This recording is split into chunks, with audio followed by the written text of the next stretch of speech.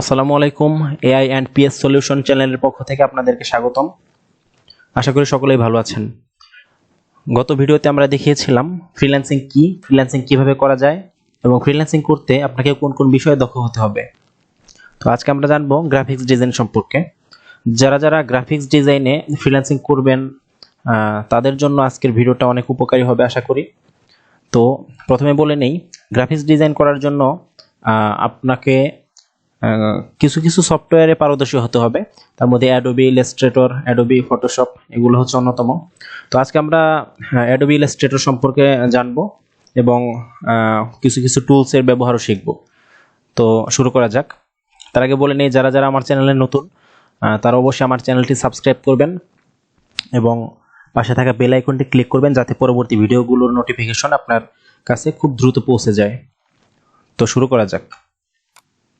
তো আমরা এখন আছি অ্যাডোবি ইলাস্ট্রেটর সফটওয়্যারে। তো আপনি যখন সফটওয়্যারটি ওপেন করবেন তখন এরকম একটি ইন্টারফেস দেখা যাবে। তো প্রথমে আপনাকে যেটি করতে হবে, ফাইলে গিয়ে নিউয়ে ক্লিক করবেন নতুন একটি আর্টবোর্ড নেওয়ার জন্য। তো আর্টবোর্ড বলতে এখানে বোঝায় যে জায়গায় আপনি কাজ করবেন। তো আমরা নিউয়ে যাওয়ার পর এরকম একটি ইন্টারফেস আসলো। আসার পরে এখানে আমরা নাম্বার অফ আর্টবোর্ডস এখানে 1 করে নিব। আপনি ইচ্ছা করলে 2, 3, 4 যতগুলো আর্টবোর্ড দরকার সেই সংখ্যাটি এখানে লিখে দিবেন। তো এখানে পেজের সাইজ নিব A4, ওয়াইড হাইট সব ঠিক আছে, ইউনিটস পিক্সেল, ওরিয়েন্টেশন নিব আমরা ল্যান্ডস্কেপ, আর এখানে কালার মোড থাকবে RGB। তো এখানে বলে নেই, কালার মোড CMYK মানে হচ্ছে প্রিন্টেবল ডিজাইনের জন্য, যেগুলো আপনারা প্রিন্ট করবেন।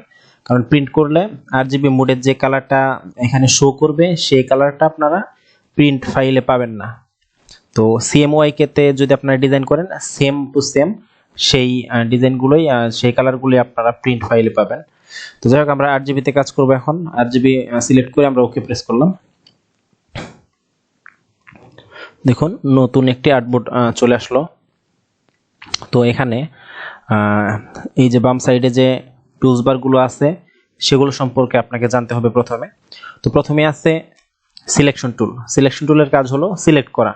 তো আমাদের যদি অনেকগুলো শেপ থাকে, আমরা যখন একটি কাজ করব অনেকগুলো শেপ থাকবে, তো সেখান থেকে যে কোনো একটি ইন্ডিভিজুয়াল শেপকে যদি আমরা সিলেক্ট করতে চাই তখন আমাকে সিলেকশন টুলের ব্যবহার করতে হবে।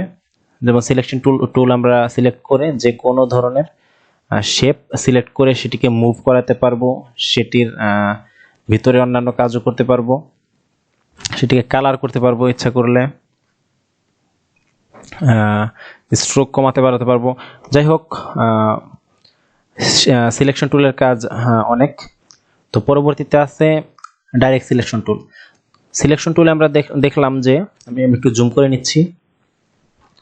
সিলেকশন টুলে আমরা দেখেছি যে পুরো শেপটা মুভ হচ্ছে, কিন্তু যদি আমি একটি অ্যাঙ্কর, অর্থাৎ আপনারা হয়তো খেয়াল করতে ভালো করে দেখলে বুঝতে পারবেন, আমি যে পয়েন্ট, এই যে পয়েন্ট 1, 2, 3, 4 এই যে পয়েন্টগুলো আছে, একটি পয়েন্টের উপরে মাউস রাখলে অ্যাঙ্কর লেখা উঠতেছে। তো এটি হচ্ছে অ্যাঙ্কর। তো আমি যদি কোনো অ্যাঙ্করে ক্লিক করে সেটিকে যদি উপরে নিচে বাড়াতে বা কমাতে চাই, অর্থাৎ লাইনগুলো যদি আমি চেঞ্জ করতে চাই, তাহলে আমাকে ডাইরেক্ট সিলেকশন টুলের ব্যবহার নিতে হবে। এই যে ডাইরেক্ট সিলেকশন টুল সিলেক্ট করলাম, আমরা এই অ্যাঙ্করটিকে চেঞ্জ করে উপরের দিকে নিয়ে যাব। তাহলে এখানে একটি ক্লিক করব, দেখুন একটি সিলেক্ট হয়ে গেছে, বাকিগুলো সাদা, ভিতরে সাদা, তো এটি পুরোটাই ভরাট। তো আমরা এখন এখানে ক্লিক করে উপরের দিকে টান দিলে দেখুন উপরের দিকে বেঁকে যাচ্ছে এবং নিচের দিকে টান দিলে নিচের দিকে আসছে। তো এভাবে আপনারা প্রত্যেকটি অ্যাঙ্কর পয়েন্টকে চেঞ্জ করতে পারবেন। যাই হোক, তো পরবর্তীতে আমরা যাব পেন টুলে। এখানে যতগুলো টুল আছে সবগুলো টুলসের ব্যবহার আসলে না শিখলেও চলে, তবে সবগুলো শেখা ভালো। আমরা যে কাজগুলো করি গ্রাফিক্স ডিজাইনে, logo design, flyer, ব্রোশার, business card, এগুলোর মধ্যে কিছু কিছু টুলসের ব্যবহার বারে বারে করতে হয়, কিন্তু মাঝখানে কিছু কিছু টুলস আছে যেগুলো ব্যবহার না করে অন্যভাবে করা যায়। তো যাই হোক, আমি যেভাবে করি সেভাবে আপনাদেরকে শেখাচ্ছি। তো পেন টুলের কাজ হচ্ছে সুষমভাবে কোনো শেপ তৈরি করা। যেমন এখানে যদি আমি একটি অ্যাঙ্কর নেই, এখানে আমি আরেকটি অ্যাঙ্কর নিয়ে যদি মাউসের লেফট বাটন ক্লিক করে চেপে ধরে অন্যদিকে টান দিই, তাহলে দেখেন নিচের দিকে বেঁকে যাচ্ছে। আবার এদিকে যদি নেই, এদিকে বেঁকে যাচ্ছে, অর্থাৎ বিপরীত দিকে।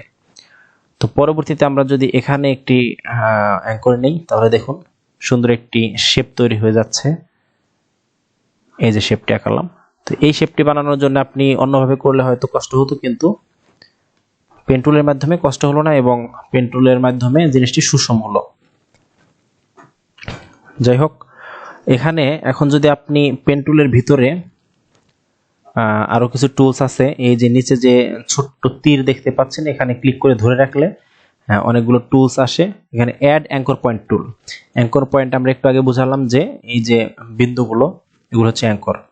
তো আমরা যদি এখানে চাই যে এখানে আরেকটু উঁচু হবে অথবা অন্যরকম হবে, তাহলে এখানে একটি অ্যাঙ্কর টুল অ্যাড করতে হবে। তো অ্যাঙ্কর টুল অ্যাড করার জন্য আমাদের অ্যাড অ্যাঙ্কর পয়েন্ট টুল এটি ইউজ করতে হবে। তো এটি ইউজ করার জন্য আমরা ওটি সিলেক্ট করব এবং লাইনের উপরে যে কোনো জায়গায় একটি ক্লিক করব। এখানে একটি anchor point tool, anchor point add হয়ে গেল। এখানে আরেকটি করলাম, এখানে আরেকটি করলাম। এখন ডাইরেক্ট সিলেকশন টুলের মাধ্যমে আমি এখানে ক্লিক করে এটিকে বাঁকাতে পারবো। তো যাই হোক, ডিলেট অ্যাঙ্কর পয়েন্ট টুল হচ্ছে এর উল্টোটা। আমরা অ্যাঙ্কর পয়েন্ট ডিলিট করতে পারবো, ক্লিক করলে ডিলিট হয়ে যাবে। খেয়াল করবেন, যখন আপনার পেন টুলের নিচে মাইনাস চিহ্নটি থাকবে, তখন হচ্ছে ডিলিট অ্যাঙ্কর পয়েন্ট টুলের কাজ করবে, এবং যদি আপনার এখানে প্লাস চিহ্ন থাকে, তাহলে অ্যাড অ্যাঙ্কর টুলের কাজ করবে। আপনি এই কাজগুলো পেন টুলের মাধ্যমে করতে পারেন। পেন টুল এখানে নিলেই, এখন আমরা পেন টুল সিলেক্ট করেছি, পেন টুলের মাধ্যমে এখানে নিলেই দেখুন প্লাস চিহ্ন উঠছে। এবং আমি যদি এখানে অ্যাঙ্কর পয়েন্ট নেই, পরবর্তীতে আবার এই অ্যাঙ্কর পয়েন্ট ডিলিট করার জন্য এখানে নিলেই মাইনাস, অর্থাৎ ডিলিট অ্যাঙ্কর পয়েন্ট টুলের কাজ করছে। তো যাই হোক, এগুলোর ব্যবহার ভালোভাবে বুঝতে পারবেন পরবর্তীতে যখন কোনো কাজ করা হবে তখন। তো পরবর্তীতে আমরা শিখব টাইপ টুল। টাইপ টুল হচ্ছে যে কোনো জায়গায় ক্লিক করে আপনি যে কোনো কিছু লিখতে পারবেন। আমরা লিখছি এআই অ্যান্ড পিএস সলিউশন। পরবর্তীতে এই লেখাটাকে আমরা যদি বড় করতে চাই, তাহলে এখানে সাইজ আছে, সাইজ বাড়িয়ে দিলেই হবে।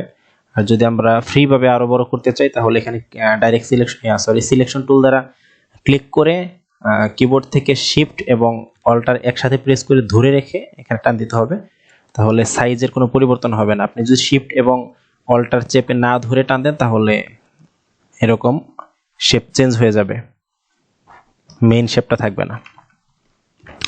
তো পরবর্তীতে আমরা শিখব হচ্ছে লাইন সেগমেন্ট টুল। এখানে অনেকগুলো টাইপ টুলের ভিতরে অনেকগুলো টুলস আছে, সেগুলো আপনারা ইউজ করতে পারবেন। এগুলো পরে শিখলেও চলবে। তো প্রথমে আমরা মেইন যে টুলসগুলো আছে সেগুলো ব্যবহার শিখছি। তো পরবর্তীতে আমরা যাব লাইন সেগমেন্ট টুল। লাইন সেগমেন্ট টুলের কাজ হচ্ছে লাইন তৈরি করা। আপনি যেভাবে লাইন নেবেন সেভাবে লাইন তৈরি করতে পারবেন। এটি স্ট্রোক বাড়িয়ে দিতে হবে, এই তো। তো আপনি যদি সুষমভাবে লাইন নিতে চান, তাহলে শিফটে প্রেস করে তারপর লাইন নিতে হবে, তাহলে একদম সমান হবে। এটা আপনি যেভাবে খুশি করতে পারেন, উপরে নিচে আড়াআড়ি ভাবে সবভাবে করতে পারবেন। তো এখানে আরো কিছু টুলস আছে। আর্ক টুল, এটা তেমন কোনো প্রয়োজন পড়ে না, সাধারণত কেউ ইউজ করে না। তো এটির কাজ পেন টুল দিয়েও করা যায়, একটি অ্যাঙ্কর নিয়ে আরেকটি অ্যাঙ্কর দিয়ে টান দিলে এরকম হয়ে যায়। যাই হোক, পরবর্তীতে স্পাইরাল টুলের কাজ এরকম। তো এটির ব্যবহার আসলে ততটা প্রয়োজন পড়ে না এটির। তো পরবর্তীতে আছে রেক্ট্যাঙ্গুলার টুল। এটি দিয়ে আপনারা এরকম গ্রিড নিতে পারবেন। রেক্ট্যাঙ্গুলার গ্রিড টুল। গ্রিড যদি আপনি গ্রিডের সংখ্যা বাড়াতে চান, কলাম অথবা রো এর সংখ্যা যদি বাড়াতে চান, তাহলে এখানে একটি ক্লিক করবেন, অনলি ওয়ান ক্লিক, এই তো। এখানে আপনারা হরিজন্টাল ডিভাইডার্স এখানে আমরা করে দেব 20, এখানে করে দেব 10। দেখুন, অনেক ছোট এসেছে, যার জন্য দেখা যাচ্ছে না। বড় করলে দেখা যাবে। এই তো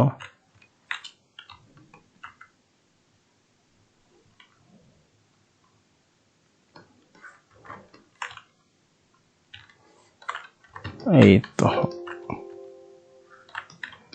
যাই হোক, এটি সম্পর্কে আমরা বুঝলাম। তো এখানে আছে পোলার গ্রিড টুল, এখানে পোলার গ্রিড টুল এরকম,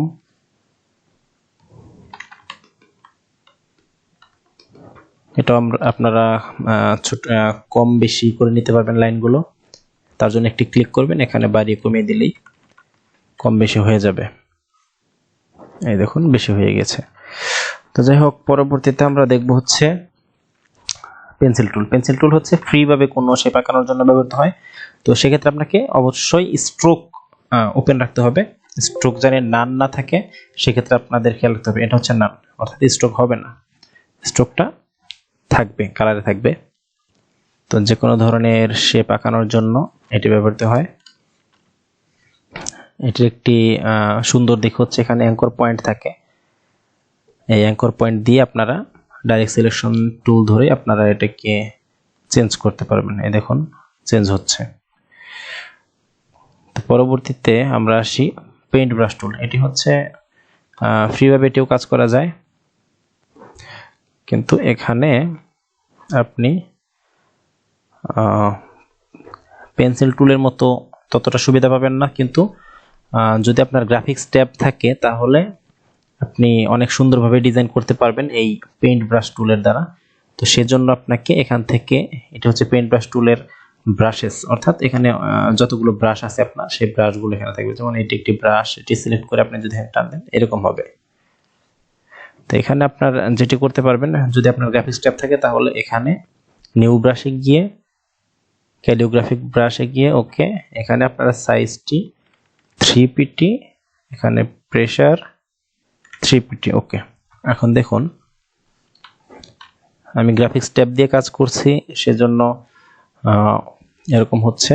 তো আমি যখন হালকা প্রেসার দিচ্ছি তখন চিকন, এবং আস্তে আস্তে প্রেসার বাড়ানোর সাথে সাথে লাইনটা মোটা হচ্ছে। তো এটি মাউস দিয়ে কখনোই সম্ভব হবে না, সেজন্য আপনাকে গ্রাফিক্স ট্যাব ইউজ করতে হবে। তো যাই হোক, আমরা পেইন্ট ব্রাশ টুল সম্পর্কে জানলাম। এখন আছে ইরেজার টুল। তো আমরা যদি কোনো ডিজাইন থাকে, আপনার ডিজাইন করলেন, করার পরে যখন আপনার কোনো অংশ মুছে ফেলতে প্রয়োজন হবে তখন আপনারা ইরেজার টুল ইউজ করবেন। ইরেজার টুল হচ্ছে কোনো কিছু মোছার ক্ষেত্রে ব্যবহৃত হয়। এই তো দেখুন,